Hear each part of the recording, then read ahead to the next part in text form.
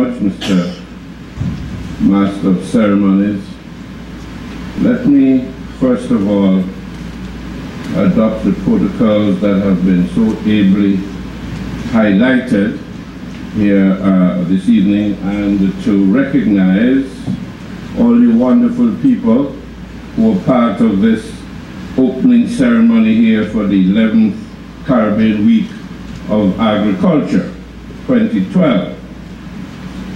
Additionally, let me also state that I sat there and listened to the presentations by the various speakers, and taken together, I would have thought that the feature address was already delivered, in the sense that the various speakers would have captured the salient aspects of why we're here, what we're doing with agriculture, and the future.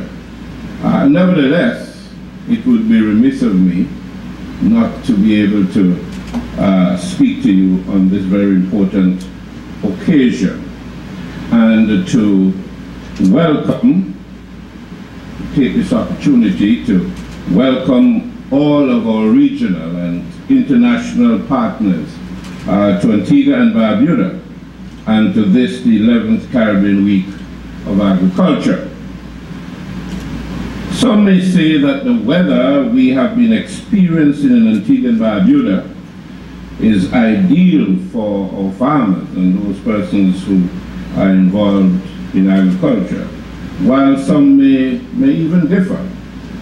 However, I must say that the recent weather conditions have lifted Antigua and Barbuda out of the threat of a water shortage, which is of significant benefit, obviously, to our farmers and others involved in the sector.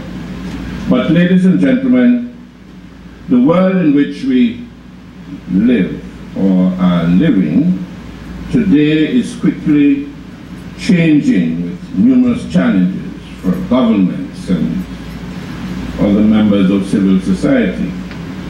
The changes therefore require all of us to adjust the way we do business and the way we even live.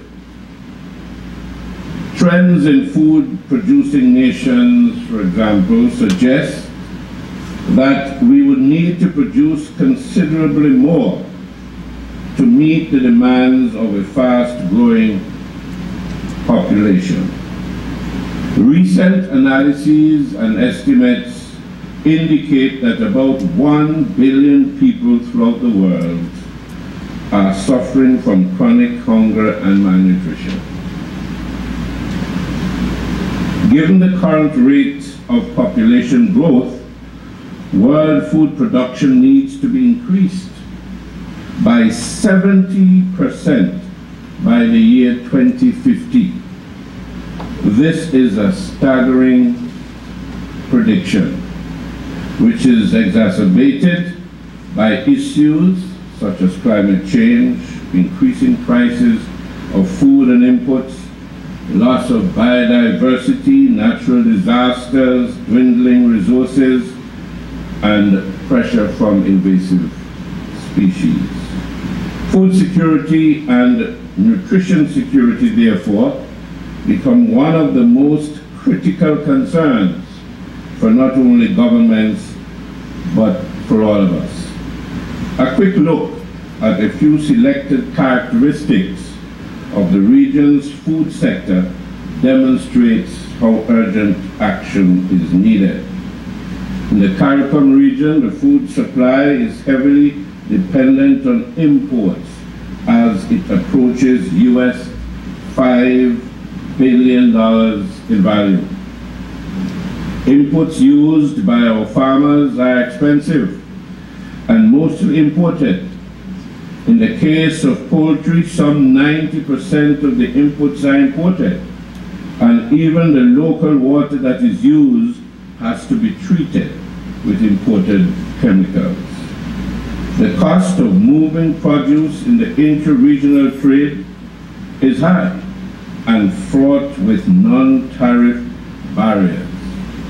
And our small population translates into a small demand in which the consumption of locally grown fresh food, surprisingly, is decreasing. In Antigua and Barbuda, we have seen increased local production in the last several years, I would put it at about 4 or 5 years. But concomitantly, we have suffered increased spoilage, and there has been no significant decrease in imports. Generally speaking, the scale of production and the average level of productivity are low, and were it not for locally artificial prices of fresh vegetables, most of our farmers who use high-cost imported technological inputs such as seeds, fertilizers, agrochemicals, and irrigation equipment would not be able to realize a surplus on their operations. The margins are small, and investors shy away from the sector. Despite this, however, our producers along the entire value chain, men, women, and of course youth, have persisted and shown resilience in very vulnerable circumstances.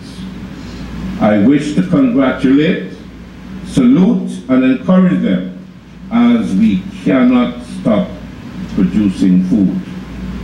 Ladies and gentlemen, to add to the complexity of sustainable food production and business practices, the sector has to comply with several conventions, treaties, protocols, food safety and sanitary issues, cope with exotic pests and diseases such as lethal yellowing, red palm mite, giant African snail, lionfish, to name a few. This is the reality we face at the national level.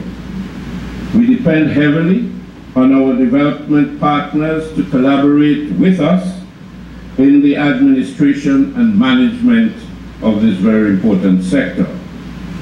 The Caribbean Week of Agriculture represents a collaborative effort by the Alliance, FAO, AICA, CARDI, CARICOM, and CTA, in conjunction with the Ministries of Agriculture, several regional networks such as CAFY, CANROP, CARAPN, CAFAN, ACM, and regional agencies such as I described the 5 Cs, UWI, CABA, CPA, and CROSSCU, all joining forces in discussions, workshops, and networking.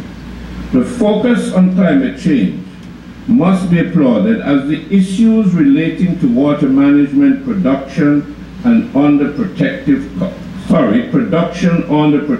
cover, and now the conservation, utilization, and exchange of genetic resources have been deliberated on. The policy briefs and action plans are extremely useful in the formulation of policies and strategies for the sector. The discussions on youth, gender, media and science, and value chains are all very timely as we move to modernize the sector and make it more efficient and attractive. I, however, would like to make special note of the need to include a standard item on the agenda for the discussions of the impact of the CWA's efforts annually. This is now the 11th CWA, and I am told that a wide range of topics and themes with specific action plans have been tackled in the past. This type of discussion and interaction would serve as an evaluation and incorporate an element of continuity and add value to the activities. It would certainly present the sense of accountability which should facilitate extension and expansion of sponsorship in the broader sense. It is true that the Alliance efforts are concentrated in a particular niche along the agricultural development chain, and it is very important to recognize the other links. In this regard, I wish to challenge the organizations present here today to make pragmatic recommendations which can be the precursor to the identification of resources, both internal and external, to realize some of the results that can emanate from the policy briefs and action plans. The Technical Center for Regional Cooperation, CWA, must be commended for its continued sterling support to the meetings and, of course, the other Alliance members, FAO, CARDI, AICA, CARICOM Secretariat, and the ministries. It would be remiss of me, however, if I do not address the other half of the week's activities. The regional, ministerial, and institutional meetings bring inclusivity to the week's proceedings and present the opportunity for serious and sensitive dialogue among the region's decision-making bodies in agriculture on initiatives such as the JAGDU initiative, Liliendale Declaration, and resource mobilization. The performance of the regional entities can to some extent arguably be related to the support received from the national systems and vice versa. I would urge the quoted, the Alliance, and the OECS Ministers Group to give careful consideration to the outputs of the week's deliberations and facilitate their meaningful translation into positive actions at the national level.